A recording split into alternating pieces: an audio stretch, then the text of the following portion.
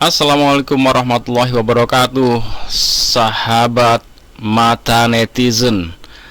Oke teman-teman, kali ini saya akan melihat ini ya, mobil yang ya tentunya sangat keren ya. Ini produksi Huawei. Huawei itu terkenal dengan HP laptop ya, tapi ini bikin mobil dan mobilnya keren ya. Nah, saya tidak akan membahas lebih detail tentang fitur, interior dan sebagainya, interior eksteriornya, kemudian kelengkapannya enggak, tapi sisi-sisi lain yang ingin saya bahas dari mobil ini. Dan yang paling utama nanti saya akan bahas tentang mesinnya. Ini mesinnya pakai hybrid ya, berarti BBM plus listrik, dan jarak tempuh yang mampu dijangkau. Oke, dan sisi-sisi lain tadi yang ingin saya sampaikan terkait kendaraan ini. Mari kita simak seperti apa klaim-klaim, testimoni atau apa yang ditawarkan oleh mobil ini. Dahsyat, 2,5 bulan mobil hasil produksi Huawei ini terpesan 100.000 unit. Mobil ini juga akan segera dipasarkan di Indonesia.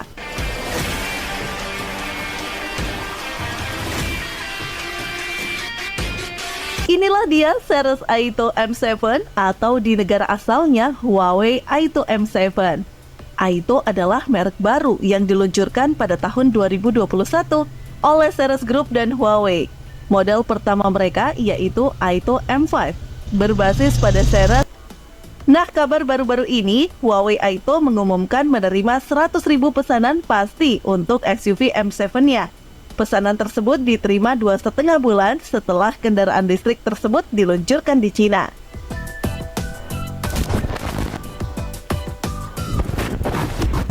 Saat pembukaan pameran Periklindo Electric Vehicle Show 2024, Doni selaku Head of Marketing and Sales PT Sokonindo Automobile menjelaskan akan membawa dua model di bawah merek Seres. Salah satunya adalah M7. M7 dan M9 nanti pakai brand Seres. Di Cina, Seres Group kerjasama dengan Huawei membuat merek bernama Aito. Kita akan membawa sesuatu di pameran Juli nanti. Tunggu saja. Saat ini kita lagi pengembangan dulu agar siap saat diperkenalkan. Modelnya mampu menampung 7 penumpang dan sudah completely knockdown atau CKD. Sebagai kasta tertinggi dalam jajaran produk Seres, Seres 7 merupakan medium SUV 6-seater dengan menyajikan banyak keunggulan untuk sebuah mobil extended range electric vehicle. Lantas, seperti apa spesifikasi dan gambaran harganya?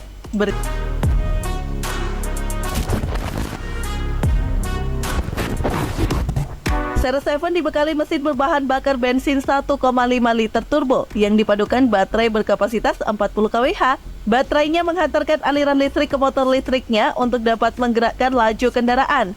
Di negara asalnya, mobil ini memiliki dua pilihan powertrain, di mana motor listrik tunggal dengan penggerak roda belakangnya dapat menghasilkan tenaga 272 PS dan torsi 360 Nm.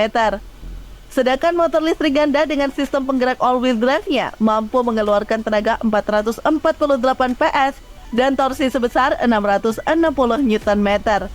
Jadi, ketika sedang menggunakan mode EV, Seres 7 dapat berjalan sejauh 240 km.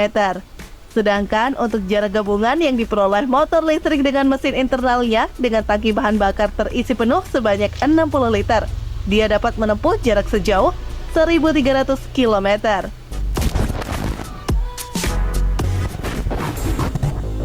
Bicara soal harga, karena belum resmi meluncur di Indonesia, Seres Aito M7 harganya di negara asalnya dijual mulai dari 249.800 yuan atau sekitar 500 jutaan rupiah untuk versi entry levelnya. Nah, gimana menurut teman-teman? Komen di bawah ya. Sekian dulu informasi. Oke teman-teman, itulah ulasannya. Kemudian coba kita bahas. Oke, itu mobil kalau dari segi fitur, fasilitas, kemewahan untuk mobil listrik harga 500 juta itu masuk kategori murah ya, karena mobil listrik pada awal-awal keluar itu menyentuh angka miliar kan gitu. Nah, ini Berarti untuk fitur yang semewah itu masuk kategori murah. Nah, kemudian kita bahas lagi ke mesinnya adalah hybrid. Berarti hybrid itu dia menggunakan baterai dan BBM. Tadi disampaikan bahwa untuk listriknya, jarak tempuhnya, dia mampu menempuh 240 km. Kemudian untuk BBM-nya dia mampu menampung 60 liter.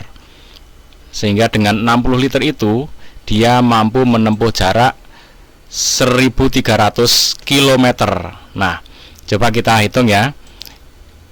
Itu jaraknya kan 1300 ya. 1300.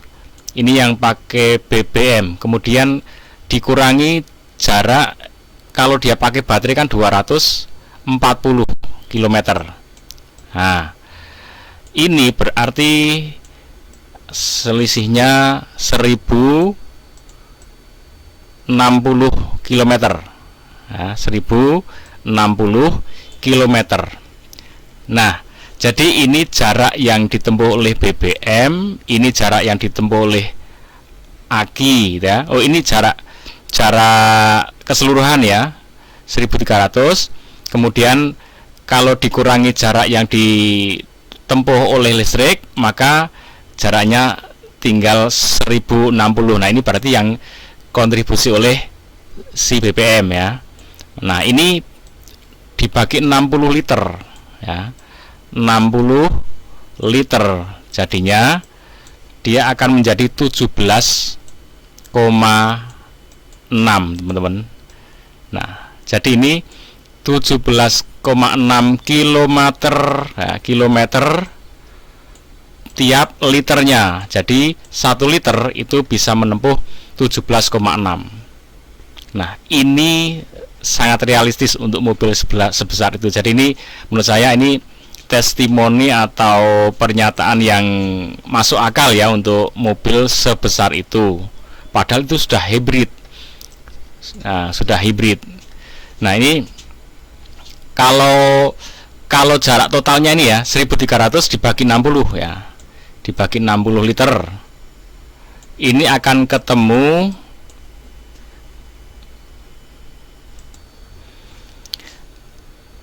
21,6. Nah, ini jarak total 1300 kilometer 1300 km kalau baterai plus BBM. Berarti kalau dibagi 60 liter ketemunya 21 km per liter. Nah, ini kalau sudah hybrid ketemunya ini. Kalau BBM-nya tok, nah 1 liternya kontribusinya 17,6. Nah, ini realistis ya. Ini testimoni yang menurut saya benar-benar realistis ini untuk mobil yang sebesar itu. Oke, setelah pembahasan tentang mesin, jarak tempuh dan sebagainya, sekarang ke pembahasan yang lainnya, teman-teman. Ini produksi Cina ya, produksi Cina, Tiongkok Cina, dan ini siap mau meluncur ke Indonesia. Nah, ini saran saya ini sebagai netizen ya, sebagai rakyat, ya kalau bisa produk-produk luar seperti ini jangan terlalu mudah untuk masuk gitu ya. Bukan nggak boleh, tapi tolong regulasinya dibuat yang bagus sehingga tidak merugikan Indonesia. Karena nanti mereka jadi sangat berbahagia dengan pasar di Indonesia. Mereka menikmati, memanfaatkan Indonesia sebagai pasar yang sangat empuk gitu ya. Nah, tolong itu dibuat regulasi yang bagus dan tentunya didorong ini soalnya ini warga Indonesia sudah mampu nih bikin mobil-mobil listrik seperti yang sudah saya upload di konten-konten saya itu. Mereka anak-anak bangsa itu sudah pinter gitu membuat mobil listrik, bahkan sampai body-bodinya. Nah, itu bisa didorong, dimotivasi, biayai sehingga bisa bahkan Indonesia ini secara negara kita itu mampu menciptakan mobil-mobil listrik sendiri gitu ya.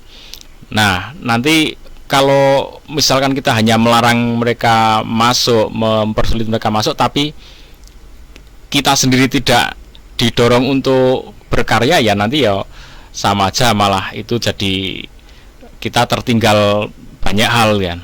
Itu sih menurut saya. Jadi supaya yang punya kita itu coba di push, sehingga kita yang sudah pada bikin-bikin itu bener-bener bisa difasilitasi, disalurkan, bisa mengaktualisasikan diri dan bener-bener punya produk dalam negeri gitu.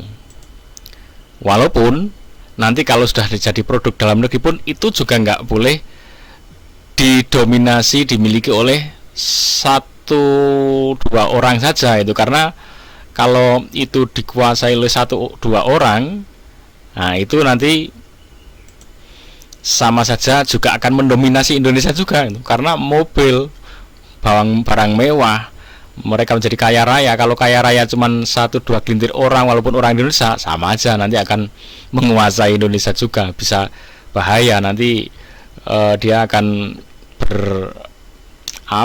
memainkan peran yang penting di luar pemerintahan, itu juga bahaya. Nah, kalau bisa itu didorong, difasilitasi oleh negara. Jadi kita berdaulat lewat negara. Nah, tentunya itu dengan merekrut orang-orang atau anak bangsa kita, anak bangsa terbaik yang kita miliki. Gitu, teman-teman sahabat mata netizen, beberapa ulasan dan unek-unek yang saya sampaikan. Semoga dengan kemajuan dunia otomotif seperti ini, di luar sana kita terpacu, nggak cuma sekedar hanya mengimbangi, tapi kita bisa setara, bahkan bisa selangkah lebih maju dibanding mereka, karena kita mampu, SDM kita mampu, putra-putra bangsa kita itu anaknya pinter-pinter, dan kalau difasilitasi mereka mampu. Oke, itu terus mata netizen. Semoga bermanfaat. Assalamualaikum warahmatullahi wabarakatuh.